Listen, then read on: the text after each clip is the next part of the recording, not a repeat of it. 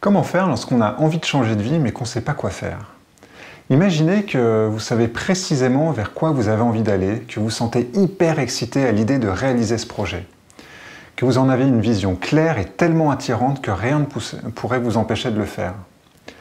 La réalité de nombreux témoignages que j'ai recueillis et mon expérience à moi était bien différente de ça. Nombreux sont ceux qui veulent faire autre chose sans savoir ce qu'ils voudraient faire à la place. Ils tournent en rond pendant des mois, parfois même des années, sans jamais passer à l'action car ils n'ont pas une vision claire de ce qu'ils veulent. Aujourd'hui, je vais vous proposer l'outil qui a transformé ma vie. Je l'ai utilisé sans y croire vraiment à l'époque, mais avec le recul, je suis stupéfait. C'est parti!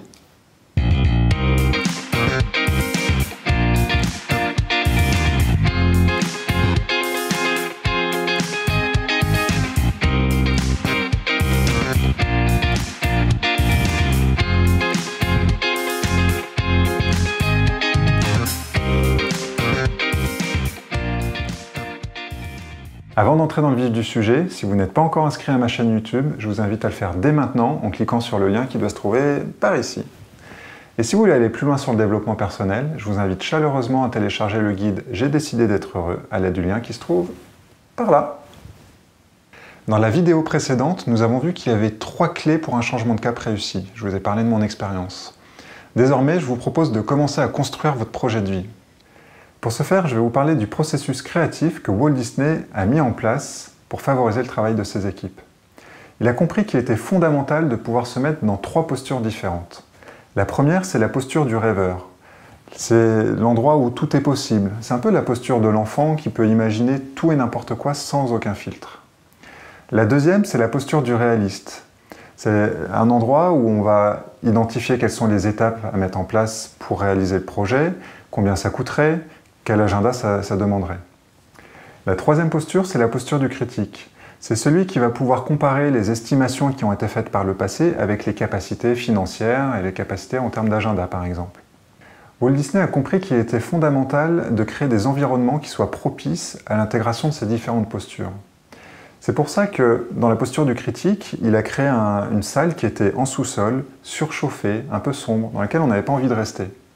Pourquoi? Parce que rester dans la posture du critique, c'est le risque de sabrer tout le rêve. À l'inverse de la posture du critique, il a compris que pour favoriser la créativité dans la posture du rêveur, il était intéressant d'avoir un espace qui soit très large, baigné de lumière, avec de la musique qui soit sympa, qui soit motivante, qui énergise. Et c'est pour ça qu'il a mis des jeux, des tableaux, des feutres et des craies pour pouvoir dessiner. Si je vous raconte tout ça, c'est parce que c'est important de comprendre ce processus-là pour pouvoir vraiment se mettre dans chacune des postures. Aujourd'hui, et pour construire votre projet, ce que je vais vous demander, c'est de vous mettre pleinement dans la posture des rêveurs. Ce que ça veut dire, c'est que si la partie de vous réaliste, ou si la partie de vous critique pointe le bout de son nez, vous pouvez les remercier et leur dire que vous ferez appel à eux dans un second temps. La posture du rêveur, ça va vous demander de vous mettre dans un cadre le plus favorable possible, peut-être de vous mettre carrément à la campagne ou de vous mettre dans une pièce qui est très lumineuse, peut-être carrément de profiter d'un voyage pour faire ça quand vous serez sur une plage ou en haut d'une montagne. Voilà, c'est important de vous mettre dans le cadre le plus favorable pour ça. Einstein disait que toute grande réalisation a d'abord été rêvée dans la tête de quelqu'un. Ce qui est important, c'est de rêver grand. Ça ne veut pas dire que tout se réalisera tout de suite, mais ça vous donnera une direction. Ce qui est important, c'est de vous autoriser à sortir du cadre. Ce qui est important également, c'est que votre rêve vous appartient à vous. Il doit émerger de l'intérieur de vous. Il doit vous faire vibrer. C'est comme ça qu'il sera suffisamment puissant pour vous permettre de garder le cap sur la distance. Tout est possible. Je vais vous présenter cet outil dans un instant, mais sachez que si c'est encore un petit peu difficile pour vous de vous mettre dans cette posture du rêveur, peut-être vous pouvez passer par des pratiques physiques, des pratiques corporelles. Ça peut passer par exemple par la natation, par faire du yoga, par faire de la course à pied, ou même tout simplement par le fait de danser dans votre salon. La technique qu'on va utiliser s'appelle le Vision Board, ou tableau de vision en français. L'objectif de cette technique, ça va être de vous permettre de vous créer une représentation mentale du projet vers lequel vous avez envie d'aller.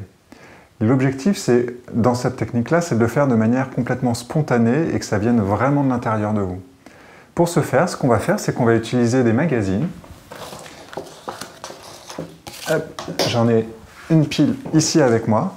Vous pouvez prendre tout et n'importe quoi. Ça peut être des magazines de déco, ça peut être des magazines sur le voyage, ça peut être des magazines sur un sujet qui vous passionne. Ça pourrait être intéressant d'aller en chercher un de ce type-là.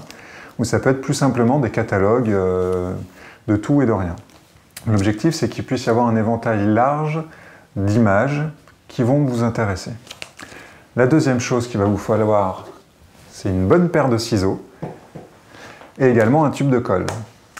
Ce qu'il vous faudra enfin, c'est une grande feuille. Moi, je vous propose de prendre une feuille A3. Comme ça, vous allez pouvoir découper les images qui vous parlent de ce qui vous plaît dans tous les pans de votre vie, que ce soit dans le domaine personnel, professionnel, peut-être de l'endroit où vous avez envie de vivre, le cadre, du type de relation que vous avez envie d'avoir. Voilà, toutes les dimensions de votre vie future sans vous mettre de filtre. Donc ça va donner quelque chose qui pourrait ressembler à ça, par exemple. Hop. Ça, c'est le vision board que j'ai fait, moi, il y a 3 ou 4 ans maintenant. Et je l'ai fait sans y croire vraiment, mais je l'ai fait en me disant « pourquoi pas ?» Et avec le recul, ce que je vois, c'est qu'en fait, j'ai posé à l'époque toutes les bases de ce qu'est ma vie aujourd'hui. Donc c'est vraiment quelque chose qui est intéressant et qui marche. Alors c'est parti, je vous invite à vous lancer tout de suite dans l'expérience. Ne perdez pas de temps parce que c'est facile de mentaliser cette expérience-là alors que c'est beaucoup plus intéressant de le faire de manière spontanée. Alors voilà les amis, j'espère que vous avez trouvé de la valeur dans cette vidéo. Si vous connaissez quelqu'un d'autre que vous aimez et que ça pourrait aider, sentez-vous libre et généreux de la lui envoyer. Si vous en êtes d'accord, je vous invite à partager votre vision board dans le groupe Facebook privé Réinventer ma vie. C'est comme si ça vous permettait de prendre un engagement devant d'autres personnes quant à vos projets. C'est un facteur clé pour la réussite et c'est vraiment important. Dans la prochaine vidéo, je vais vous proposer un tout autre exercice qui va vous booster en termes de motivation et qui va vous aider à passer à l'action. D'ici là, n'oubliez pas le fameux proverbe africain plein de sagesse que j'aime rappeler.